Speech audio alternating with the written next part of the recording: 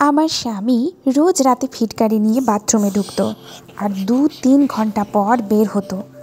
আমি দেখে অবাক হতাম যে আমার স্বামী ফিটকারিটাকে সব সময় আগলে আগলে রাখতো। আমার স্বামী আজ পর্যন্ত আমাকে স্পর্শ করেনি। সে রোজ রাতে বাথরুমে চলে যেত আর সে যখন বের হতো তখন আমি ঘুমিয়ে পড়তাম। আমার স্বামী এতক্ষণ বাথরুমে ফিটকারি নিয়ে কি করে এটা জানার জন্য একদিন আমি বাথরুমের জানলা দিয়ে উঁকি মারি। তারপর আমি যা দেখি সেটা দেখে আমার হুঁশ উড়ে যায়, কারণ আমার স্বামী তো। আমার নাম অর্চনা। আমি একটা ২২ বছরের মেয়ে। আমি আলিগড়ে থাকি। আমার মনে হচ্ছিল সব কিছু নর্মাল হয়েও হচ্ছে না। চিন্তায় আমার মাথায় যন্ত্রণা করতে শুরু করে। আবার মনে হচ্ছিল যে আমার স্বামী নর্মাল নয় আর সে আমাকেও সুস্থ থাকতে দেবে না। আমাদের মধ্যে কেউ একজন পাগল হয়ে যাবে। একটা ফিটকারি আমার জীবনের সব থেকে বড় সমস্যা হয়ে উঠেছিল। আমার স্বামী রোজ বাড়িতে একটা নতুন ফিটকারি নিয়ে আসতো আর সেটাকে সে এতটাই আগলে রাখতে যেন মনে হতো সেটা কোনো দামি হিরে। প্রত্যেক ১০ মিনিট অন্তর অন্তর আমার স্বামী গিয়ে সেই ফিটকারিটাকে দেখতো যে সেটা ঠিক আছে কিনা বা কেউ সেটা চুরি করে নিয়েছে কিনা। সে সেটাকে কখনো লকারের মধ্যে রাখতো, কখনো আবার আলমারিতে, কখনো সুটকেসের ভেতর লুকিয়ে রাখতো, আবার কখনো রান্নাঘরের আটার কৌটোর মধ্যে লুকিয়ে রাখতো। আমি বুঝতে পারতাম না যে একটা ফিটকারির মধ্যে কী এমন আছে যে আমার স্বামী সেটাকে নিয়ে এরকম পাগলামি করে। আমি যখন নতুন বিয়ে করে এসেছিলাম তখন আমার স্বামীর হাতে এই ফিটকারিটা দেখেছিলাম। বিয়ের প্রথম রাতে সে আমার সাথে একটু কথা বলে ফিটকারিটা নিয়ে বাথরুমে চলে যায়। সে প্রায় ৩ ঘন্টা বাথরুমে কাটায়। আমি তার জন্য অপেক্ষা করতে করতে ঘুমিয়ে পড়ি। আমি নতুন বউ ছিলাম আর আমি খুব ক্লান্ত ছিলাম, তাই আমার ঘুম পেয়ে যায়। আর আমি কতক্ষণই বা আমার স্বামীর জন্য অপেক্ষা করে থাকতাম। সে তো বাথরুম থেকে বেরোচ্ছিলই না। পরের দিন সকালে যখন আমার ঘুম ভাঙে তখন আমি দেখি আমার স্বামী বিছানায় নেই। আমি ভাবি সে কি সারা রাত বাথরুমেই কাটিয়েছে। কিছুক্ষণ পর আমি দেখি সে বাথরুম থেকে বেরোচ্ছে আর তার হাতে সেই ফিটকারির থালা আছে। তারপর থেকে আমার স্বামী রোজ অনেকটা সময় বাথরুমে কাটাতো সেই ফিটকারিটা নিয়ে, আর যখন বের হতো তখন সে বলতো তার সব শখ মিটে গেছে। আমি ভাবলাম সে কোন শখের কথা বলছে। আমি মাঝে মধ্যে বাথরুমে জলের আওয়াজ পেতাম। এই বিষয়ে আমি কারোর সাথে কথা বলতে পারতাম না, কারণ আমার লজ্জা লাগতো। আজ আমার বিয়ে ৩ মাস হয়ে গেছে, কিন্তু এখনও আমার স্বামী ফিটকারি নিয়ে বাথরুমে থাকার অভ্যাসটা ছাড়তে পারেনি। সে এতক্ষণ বাথরুমে ফিটকারি নিয়ে কি করে সেটা জানার জন্য আমি একদিন বাথরুমের জানলা দিয়ে উঁকি মারি। তারপর আমি যা দেখি সেটা দেখে আমি হতবাক হয়ে যাই। আমি আমার মা বাবার খুব আদরের মেয়ে ছিলাম। তারা আমাকে খুব ভালোবাসতো। আমি সব ভাই বোনেদের মধ্যে সব থেকে ছোট ছিলাম, তাই আমার মা বাবার সাথে সাথে আমার বড় দাদা আর দিদির ভালোবাসাও পেয়েছিলাম। মা বাবার মুখে শুনেছিলাম যে আমি ছোটবেলায় খুব অসুস্থ হয়ে পড়েছিলাম। ডাক্তার বলেছিল আমি নাও বাঁচতে পারি। আমার মা বাবা ভগবানের কাছে অনেক প্রার্থনা করেন, অনেক কষ্টে আমাকে সারিয়ে তুলেছিল। আমি ছোটবেলায় খুব ভুগেছিলাম, তাই আমার বাড়ির লোকেরা আমার একটু বেশি খেয়াল রাখতো। কিন্তু ওরা তখনও জানতো না যে ওরা খুব শিগগিরই এই পৃথিবী ছেড়ে চলে যাবে আর ওদের ছোট মেয়েটা অনাথ হয়ে যাবে। তারা যদি এটা জানতো তাহলে তারা ছোটোবেলায় আমাকে সুস্থ করে তোলার জন্য এত কষ্ট করতো না। আমার মা বাবা, দিদি, দাদা সবাই একসাথে আমাকে ছেড়ে চলে যায়। আমার যখন ৭ বছর বয়স ছিল তখন আমার পুরো পরিবার মিলে গাড়ি করে পিকনিকে যাচ্ছিলাম। তখন হঠাৎ রাস্তায় একটা অ্যাক্সিডেন্ট হয়। সেই অ্যাক্সিডেন্টে আমার মা বাবা, দিদি, দাদা সবাই মারা যায়, শুধু আমি বেঁচে যাই। আমার একটু আঘাত লেগেছিল, কিন্তু আমার প্রাণ বেঁচে যায়। সবাই দেখে অবাক হয়ে যায় যে আমি কি করে বেঁচে গেলাম। কিন্তু কথায় বলে ভগবান যাকে বাঁচাতে দেয় তাকে কেউ মারতে পারে না। সবাইকার আমাকে দেখে আফসোস হচ্ছিল যে আমি এত কম বয়সে মা বাবাকে ছাড়া কি করে বাঁচবো। আমি অনাথ হয়ে গেছিলাম। আমার বাবার সৎ ভাই আমাকে তার বাড়িতে থাকতে দেয়, কারণ কেউ আমাকে নিজের কাছে রাখতে রাজি হয় নাই। আমার অনেক আত্মীয়রা আমার মা বাবা শ্রাদ্ধেও আসেনি, পাছে তাদের আমার দায়িত্ব নিতে হয়। তারপর থেকে আমি কাকার বাড়িতে থাকতাম। কাকার মেয়েদের জামা কাপড় পরে আর তাদের উচ্ছিষ্ট খাবার খেয়ে আমার দিন কাটতো। তারা আমাকে অনেক কথাও শোনাতো, কিন্তু আমি সব মুখ বুঝে সহ্য করতাম। এইভাবে দেখতে দেখতে আমি বড় হয়ে গেলাম। আমার বিয়ের বয়স হয়ে গেল। আমার জন্য অনেক সম্বন্ধ আসতে শুরু করে। যখনই আমার কোনো সম্বন্ধ আসতো আমার কাকি চিন্তায় পড়ে যেত, কাকি আমাকে বাড়ি থেকে তাড়ানোর জন্য আমার বিয়ে এমন একজন লোকের সাথে ঠিক করে যাকে আমি চিনতাম না, কিন্তু আমি ভেবে দেখলাম যে কাকার বাড়িতে আমাকে সারাদিন চাকরানির মতন কাজ করতে হয়, এর থেকে ভালো হবে যদি আমি নিজের সংসারে কাজ করি। যার সাথে আমার বিয়ে ঠিক হয় তাকে আমি যখন দেখি তখন আমার চিন্তা কিছুটা দূর হয়। সে একটা খুব স্মার্ট আর হ্যান্ডসাম ছেলে। আমার শ্বশুর বাড়ির লোকেদের একটা নিজস্ব বাড়িও আছে। এইসব দেখে আমি নিশ্চিন্ত হই। কাকি খুব তাড়াহুড়ো করে আমার বিয়ে দিয়ে দেয়, কারণ আমি খুব সুন্দর দেখতে ছিলাম। তার মেয়েদের থেকে আমি অনেক সুন্দর ছিলাম। সেই নিয়ে কাকি আমাকে হিংসে করতো। তাই কাকি তাড়াতাড়ি আমার বিয়ে দিয়ে দেয় যাতে ভবিষ্যতে সে তার মেয়েদের ভালো বিয়ে দিতে পারে। আমার শ্বশুর বাড়ি আসার আগে কাকি আমাকে বলে, এখন থেকে তোকে তোর শ্বশুর বাড়িতেই থাকতে হবে, এই বাড়িতে আসার কোনো প্রয়োজন নাই। আমাদের কাছে এত টাকা পয়সাও নেই যে আমরা সারা জীবন তোকে খাওয়াতে পারবো। শ্বশুর বাড়িতে যদি তোর কোনো জিনিস অপছন্দ হয় তাহলেও তোকে সেখানে মানিয়ে নিতে হবে। কাকির কথা শুনে আমি অবাক হয়ে যাই। এখনো আমি সংসার করা শুরুই করিনি, আর এখনই কাকি বিয়ে ভাঙার কথা বলছে। আমি তখন বুঝতে পারিনি যে কাকি কেন এই ধরনের কথা বলছে, কিন্তু বিয়ের প্রথম রাতেই আমি স্পষ্ট বুঝতে পারি কাকি কেন এই কথাগুলো বলেছিল। যার স্বামী বিয়ের প্রথম রাতে বউকে ছেড়ে সারা রাত বাথরুমে কাটায়, তার বউয়ের পক্ষে সে স্বামীর সাথে থাকা সত্যি খুব কঠিন। সেই রাতে আমি আমার স্বামীকে কিছু বলতেও পারি না, কারণ আমি নতুন বউ ছিলাম, আর নতুন বউয়ের এই ধরনের কথা বলা মানায় না। আমি ভেবেছিলাম আমি ঘুমিয়ে যাওয়ার পর আমার স্বামী বাথরুম থেকে বেরিয়ে আসবে, এসে আমার পাশে শুয়ে ঘুমিয়ে পড়বে। সকালে উঠে আমি যখন তাকে দেখতে পাই না তখন ভাবি সে হয়তো ভোরবেলা উঠে স্নান করতে গেছে। এই ভেবে সারা দিন আমি নিজেকে সামলে নিই, কিন্তু তার পরের দিন আমি বুঝতে পারি যে আবার এই ভাবনাটা ভুল। আমার স্বামী রোজ বাথরুমে ঘন্টার পর ঘন্টা একটা ফিটকারি নিয়ে কাটায়। আমাদের বিয়ের 1 মাস কেটে যায়, কিন্তু এখনও আমার স্বামী একই কাজ করে চলেছে। বিয়ের 1 মাস হতে না হতেই আমার শাশুড়ি মা আমার থেকে নাতি নাতনি চেয়ে বসে, কিন্তু মা তো এটা জানে না যে এই 1 মাস তার ছেলে একবারও আমাকে ছুঁয়ে দেখেনি। একদিন আমি আমার কাকা কাকিমার সাথে দেখা করতে তাদের বাড়িতে যাই। আমাকে দেখেই কাকি জিজ্ঞেস করে, আমি আমার শ্বশুর বাড়ি ছেড়ে চলে আসিনি তো? তার কথা শুনে আমাকে কষ্ট দেয়। আমি বলি, না, আমি তোমাদেরকে দেখতে এসেছি। আমি আমার ছোটোবেলার অনেকগুলো বছর এই বাড়িতে কাটিয়েছি। আমার বিয়ে হয়ে গেছে বলে কি আমার এই বাড়িতে আসার কোনো অধিকার নেই? কাকির কথায় আমার খারাপ লাগে আর আমি বাড়ি ফিরে আসি। বাড়িতে এসে দেখি আমার স্বামী ফিটকারি নিয়ে বাথরুমে ঢুকেছে। সে তো আমাকে দেখতেই পেত না, সে আমার থেকে বেশি ফিটকারিটাকে ভালোবাসতো। সারাদিন ওটার সাথে লেগে থাকতো। আমার সহ্যের সীমা পেরিয়ে যাচ্ছিল, কিন্তু তখন আমার কাকির কথা মনে পড়েছিল। শ্বশুর বাড়িতে যাই হয়ে যাক আমাকে মানিয়ে নিয়ে এখানেই থাকতে হবে। তাই আমি অনেক কষ্টে নিজেকে সামলাই। আজকাল আমি বাড়ির কাজকর্ম করতে বেশি ব্যস্ত থাকতাম। আমি নিজের হাতে বাড়ির সব কাজ করতাম যাতে আমার মনটা অন্যদিকে ব্যস্ত থাকে। আমি বাড়ির সকলের কাপড় কাচতাম, রান্না বান্না করতাম, ঘর ঝাড় মোছা করতাম। এইসব কাজ আমি আমার কাকার বাড়িতেও করতাম আর এখানেও করছি। কিন্তু এইভাবে আর কতদিন চলবে? আমাকে এই সমস্যার একটা হাল বার করতেই হবে। আমাকে আমার স্বামীর সাথে কথা বলতে হবে। একদিন রাতে আমি ঘুরিয়ে এই কথাটা আমার স্বামীর কাছে পাই। আমি তাকে বলি যে তার মা আমার কাছে নাতি নাতনি চাইছে। এটা শুনে আমার স্বামীর একটা বড় ঝটকা লাগে। সে বলে, না না, এখন এসব সম্ভব নয়। এই বলে সে ঘর থেকে বেরিয়ে যায়। এখন আমার আর কোনো সন্দেহ থাকে না যে আমার স্বামী পুরুষত্বহীন, আর সেই কারণে সে ফিটকারি নিয়ে বেশিরভাগ সময় বাথরুমে কাটায়, যাতে তাকে তার বউয়ের সাথে থাকতে না হয়। না হলে কেউ নতুন বউকে ছেড়ে ফিটকারি নিয়ে বাথরুমে ঢুকে বসে থাকে নাকি? আমি ঠিক করি যে আমি আমার স্বামীর আসল চেহারাটা সকলের সামনে আনবো। একদিন রাতে আমার স্বামী ঘরে আসতে আমি তাকে বলি, আমার খুব ক্লান্ত লাগছে, আমি তাড়াতাড়ি শুয়ে পড়ব। ও বলে, ঠিক আছে, তুমি শুয়ে পড়ো, আমি তোমাকে ডিস্টার্ব করব না। আমি জেগে থাকার খুব চেষ্টা করেছিলাম। রোজ আমার বিছানায় শুয়ে ঘুম চলে আসতো, কারণ আমি সারাদিন অনেক কাজ করতাম আর ক্লান্ত থাকতাম। কিন্তু আজ আমি চেষ্টা করেছিলাম না ঘুমানোর। আমার ইচ্ছে ছিল সারা রাত না ঘুমিয়ে আমার স্বামীর উপর নজর রাখার।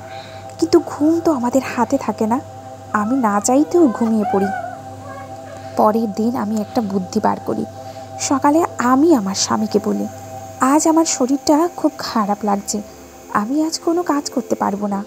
আমার স্বামী বলে, ঠিক আছে, আজ তুমি বিশ্রাম করো। আমি বাড়ির সকলকে বলে দিচ্ছি যে তোমার শরীরটা ভালো নেই। সেই দিন আমার শাশুড়ি মা আমাকে কোনো কাজ করতে বলেন না। উনি হয়তো ভেবেছিলেন আমি প্রেগন্যান্ট, তাই আমার শরীরটা খারাপ। আমি সারা দিন খুব ভালো করে ঘুমিয়ে নিই, যাতে আমি রাতে জাগতে পারি। সেই দিন বিকেলে যখন আমার স্বামী ঘরে আসে, তখন আমি চুপচাপ চোখ বন্ধ করে শুয়েছিলাম। আমি ঘুমাইনি, কিন্তু ঘুমানোর ভান করেছিলাম। যেই আমার স্বামী ফিটকারি নিয়ে বাথরুমে ঢোকে, তখনই আমি উঠে বসি। আমি আস্তে আস্তে ঘরের পেছন দিকে চলে যাই, যেখানে বাথরুমের একটা জানলা ছিল। সেই জানলাটা খুব উঁচু ছিল। সেই জানলা দিয়ে আমি কিছু দেখতে পেতাম না, কারণ আমার উচ্চতা ওই জানলার থেকে অনেক কম ছিল। কিন্তু আজ আমি দেখতে চাই যে আমার স্বামী এতক্ষণ বাথরুমে কি করে। আমি একটা বুদ্ধি বার করি। আমি একটা চেয়ার নিয়ে আসি। তখন রাত 2টো বাজছিল আর বাড়ির সবাই ঘুমিয়ে পড়েছিল। আমাকে দেখার মতন তখন কেউ ছিল না, কিন্তু তাও আমার ভয়ে হাত পা কাঁপছিল। যদি আমি ধরা পড়ে যাই তখন কি হবে? আমি কোনো রকমের সাহস সঞ্চয় করে চেয়ারের উপর উঠি। আমার পা তো কাঁপছিল, মনে হচ্ছিল আমি চেয়ার থেকে পড়ে যাব। কোনো রকমে নিজেকে সামলে আমি জানলা দিয়ে ভেতরে উঁকি মারি, আর ভেতরের দৃশ্য দেখে আমার মাথার উপর আকাশ ভেঙে পড়ে। আমার স্বামী ফিটকারি নিয়ে এসব কী করছে দেখে আমার চোখ ছানা ভরা হয়ে যায়। আমি চেয়ার থেকে পড়তে পড়তে বেঁচে যাই। তারপর আমি ঘরে ফিরে এসে বিছানায় বসে কাঁদতে শুরু করি। আমার দুর্ভাগ্য দেখে আমার চোখে জল চলে আসে। আমার অনেক ভালো জায়গায় বিয়ে হতে পারতো, কারণ আমি দেখতে খুব সুন্দরী ছিলাম। যে কোনো ছেলে আমাকে দেখেই পছন্দ করে ফেলতো। কিন্তু কাকে আমাকে ইচ্ছা করে নরকে পাঠিয়ে দিয়েছে। কাকির ভয় ছিল যদি আমি তার মেয়েদের থেকে ভালো ছেলে পেয়ে যাই, এই কারণে সে তাড়াহুড়ো করে আমাকে একা বিয়ে দিয়ে দেয়। এখন আমি পরিষ্কার বুঝতে পারি যে আমার কাকি আমার স্বামীর ব্যাপারে সবটাই জানতো। আর তাই কাকি বারবার আমাকে বলেছিল যে তার বাড়িতে ফিরে না যেতে, শ্বশুর বাড়িতে মানিয়ে থেকে যেতে। আমার কাকির উপর খুব রাগ হচ্ছিল। আমি তাকে কোনো দিন ক্ষমা করতে পারবো না। আমি এটাও বুঝতে পারি যে আমার শ্বশুর বাড়ির কেউ আমার স্বামীর সমস্যার ব্যাপারে কিছুই জানে না। তারা সব যে যার কাজে ব্যস্ত থাকে। ছেলের বিয়ে দেওয়া বাবা মায়ের কর্তব্য, তাই তারা সেই কর্তব্য পালন করেছে। কিন্তু তারা এটা একবারও দেখে না যে তার ছেলে বিয়ে করার যোগ্য কিনা। এই দেশের অনেক মেয়েদের সাথে এটা হয়ে থাকে। ছেলেদের মা বাবার জোর করে তাদের বিয়ে দিয়ে দেয়, আর একটা মেয়ের জীবন নষ্ট করে দেয়। আর মেয়েটার ভাগ্যে এমন স্বামী জুটে যে পুরুষত্বহীন, কিন্তু মেয়েটাকে বাধ্য হয়ে সারা জীবন সেই স্বামীর সাথেই কাটাতে হয়, কারণ তার যাবার কোনো জায়গা নেই। কিন্তু আমি চুপচাপ সব কিছু সহ্য করার মতো মেয়ে নই। আমি ঠিক করে ফেলি যে আমি মুখ বন্ধ রাখবো না, আর সব কিছু মুখ বুজে সহ্য করেই বা আমার কী লাভ হবে। আমাকে সারা জীবন বাচ্চা না হওয়ার জন্য কথা শুনতে হবে। সবাই আমাকে বাজা বলবে। আমি কেন এসব সহ্য করব? দোষটা তো আমার নয়, আমার স্বামীর। কিন্তু আমি যাব কোথায়? আমার কাকি আমাকে কাকার বাড়ি যেতে বারণ করে দিয়েছে। আমার যাওয়ার কোনো জায়গা থাকলেও আমি চুপ করে থাকবো না। আমি এর প্রতিবাদ করব। আমি আমার স্বামীর বাথরুম থেকে বেরোনোর অপেক্ষা করতে লাগলাম। অনেকক্ষণ পর আমার স্বামী বাথরুম থেকে বের হয়ে আমাকে জেগে থাকতে দেখে সে চমকে ওঠে। আমি উঠে গিয়ে আমার স্বামীর কলার চেপে ধরে বলি, তুমি আমার সাথে এটা কেন করলে? তুমি আমাকে এত বড় ধোঁকা কেন দিলে?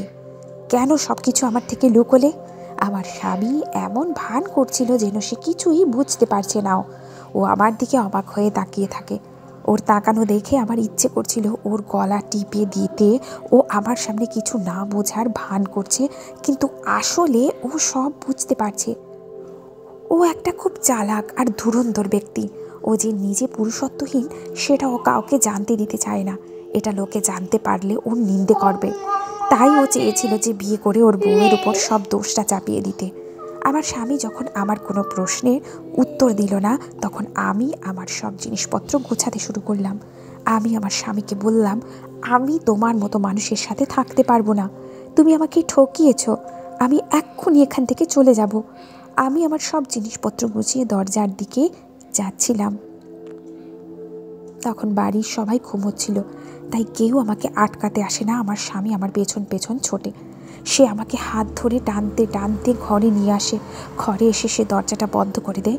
আমি চিৎকার করার চেষ্টা করি, কিন্তু সে আমার মুখটা চেপে ধরে আর বলে, এইসব নাটক বন্ধ করো, একবার চুপচাপ বসে আমার কথাটা শোনো। আমার স্বামীর ব্যবহার দেখে আমার রাগ আরও বেড়ে যায়। আমি দৌড়ে দরজাটা খুলতে চাই, কিন্তু সে আবার হাতটা ধরে আমাকে খাটে নিয়ে এসে বসায় আর বলে, চুপচাপ এখানে বসে আমার কথাটা শোনো, একবার আমাকে কিছু বলার সুযোগ তো দাও। আমি চিৎকার করে বলতে শুরু করি, তুমি একটা পুরুষত্বহীন ব্যক্তি, তুমি আমার জীবনটা নষ্ট করে দিয়েছো, তোমাকে বিয়ে করে আমার জীবন নষ্ট হয়ে গেছে। আমি তখন নিজের মধ্যে ছিলাম না, আমার মুখে যা আসছিল তাই বলছিলাম। তখন আমার স্বামী আমার গালে জোরে একটা থাপ্পড় মারে। আমি তাল সামলাতে না পেরে বিছানা থেকে নিচে পড়ে যাই। আমি ভাবতেও পারিনি যে আমার স্বামী আমার গায়ে হাত তুলতে পারে। আমি চোখের জল মুছে উঠে দাঁড়াই আর বলি, তুমি আমাকে মারলে, তুমি আমাকে যতই মারো আমি আর এই বাড়িতে থাকবো না, আমি মরে গেলেও তোমার সাথে ঘর করব না। আমার স্বামীর চোখে মুখে রাগ ফুটে উঠেছিল। সে বলে, তুমি আস্তে কথা বলো, বাড়ির সবাই জেগে যাবে। তুমি যেমনটা ভাবছো তেমনটা একেবারেই নয়। আমি পুরুষত্বহীন নই, আমি একবারে নর্মাল। আমার একটা বড় অসুখ আছে, যার কারণে আমার সারা শরীরে চুলকানি হয় আর আমার গা দিয়ে দুর্গন্ধ বেরোয়। এই কারণে আমি কারুর কাছে আসি না। অনেক দিন ধরে আমার চিকিৎসা চলছে। ডাক্তার বলেছে যে আমার এই রোগটা আমার রক্ত থেকে হয়েছে, আমার রক্তে ইনফেকশন হয়ে গেছে। কয়েক বছর আগে আমি খুব অসুস্থ ছিলাম, আমার রক্তের দরকার ছিল, তাই একজন আমাকে রক্ত দিয়েছিল। তার রক্তে অ্যালার্জি ছিল, আর তার রক্ত নেওয়ার পর আমার শরীরের সেই অ্যালার্জি চলে আসে। আমি অনেক ডাক্তার দেখিয়েছি, কিন্তু ওষুধ খেয়েছি, কিন্তু এই রোগটা কিছুতেই সারছে না। তাই কয়েক মাস আগে আমি একজন সাধু বাবার কাছে যাই। উনি আমাকে কিছু উপায় বলেন। তিনি আমাকে বলেন এই ফিটকারিটার কথা, এই ফিটকারিটা রোজ ব্যবহার করলে আমি সেরে উঠব।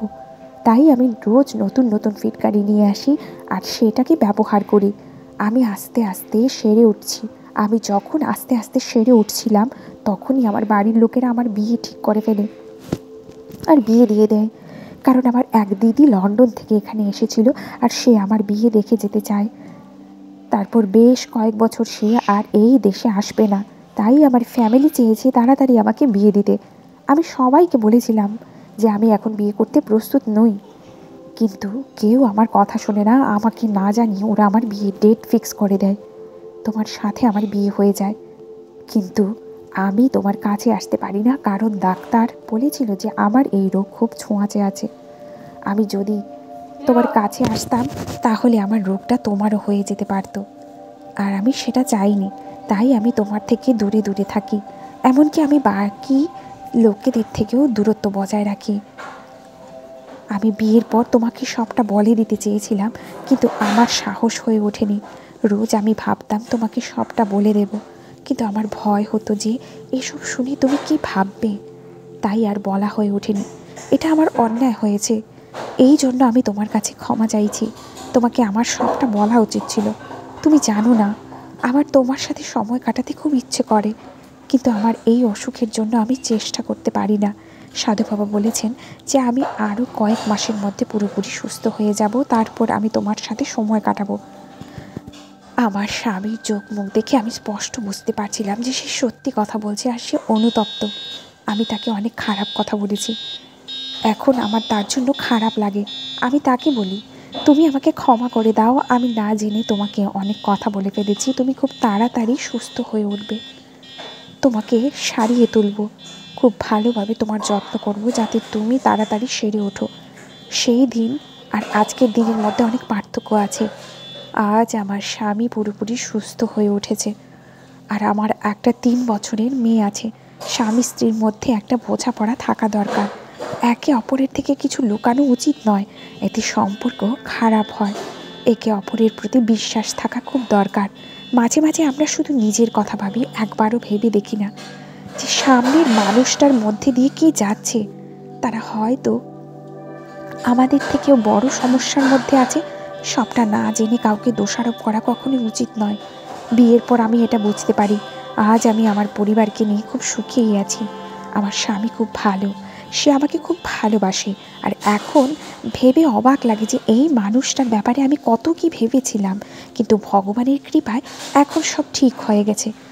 ধন্যবাদ বন্ধুরা। ভিডিওটি যদি ভালো লেগে থাকে চ্যানেলটিকে অবশ্যই সাবস্ক্রাইব করে ভিডিওটিতে একটি লাইক করে দিবেন।